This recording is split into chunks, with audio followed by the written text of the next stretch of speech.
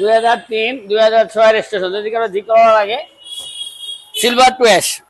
এই কালারটা তো একেবারে অরিজিনাল, যে অবস্থায় আছে এই অবস্থায় আছে, আমরা তেমন কিছু করি নাই।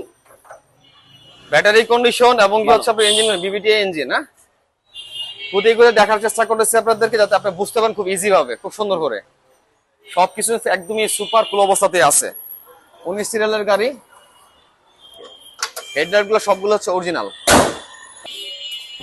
সামনের পার্টটা যদি দেখা আপনাদেরকে, ভিতরের সাইডটা, মনিটরটা কি ছোট না বড় আঙ্কেল? ছোট ছোট ছোট ছোট একটু। তো আচ্ছা, অরিজিনাল আচ্ছা। স্টিকার আছে, এটা পাল্টাই নিয়ে মানুষ এখন অ্যান্ড্রয়েড লাগাই নিবে, অ্যান্ড্রয়েড লাগান নাই। যেমন ছিল তেমন অবস্থাতেই আছে না? জি, ওকে।